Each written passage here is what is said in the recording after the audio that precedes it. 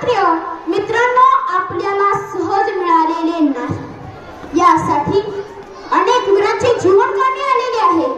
हे स्वातंत्र्य जपण्याची तुम्हा आम्हा सर्वांची जबाबदारी आहे। स्वातंत्र्याच्या धगधगत्या यज्ञकुंडात अनेकांची घरे आयुष्य उद्ध्वस्त झाले। आपण हे विसरून चालणार नाही। त्यांचा सन्मान आपण राखला पाहिजे। विविधतेमध्ये एकता हीच आमची शान आहे।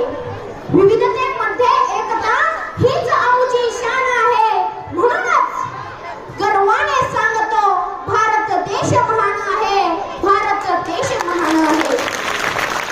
आज माहिती तंत्रज्ञान व दळणवळणाच्या वेगात आपण आपली संस्कृती, आपले संस्कार, नीतिमूल्ये विसरता कामा नये।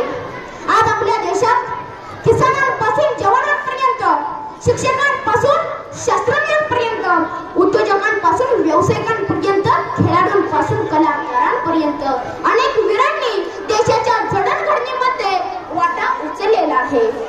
आईने मुलाचे दान दिले, पत्नीने सौभाग्य पणाला लावले, मुलींनीही शस्त्र धारण केले, देशालाच आपला दागिना मानले। तेव्हाच स्वातंत्र्य उदयास आले, तेव्हाच स्वातंत्र्य उदयास आले। पण मित्रांनो, आपल्याला अजून बरेच काही करावे लागणार आहे। देशाला जर महासत्ता बनवायची असेल तर आपण मोबाईल थोडा बाजूला ठेवून जबाबदारीने वागायला हवे। आपण आपली कर्तव्य पार पाडली पाहिजे। सार्वजनिक स्वच्छता, राष्ट्रीय संपत्तीचे जतन, भ्रष्टाचाराला आळा, गुन्हेगारी यावर काम करणे मला महत्त्वाचे वाटते। आज पक्षीय राजकारणाच्या विळख्यात देश सापडला असल्याची जाणीव मनाला होते। सर्व राजकीय पक्षांनी जबाबदारीने वागण्याची गरज आहे। भारताच्या उभारणीसाठी धोरणात्मक व लोक कल्याणकारी विषयांमध्ये एकजुटीने काम करणे गरजेचे आहे।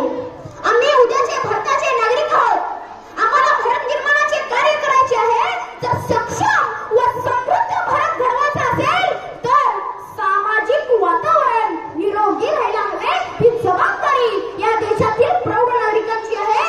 तरच भावी पिढी उत्तम दर्जाची निर्माण होईल। शेवटी जाता जाता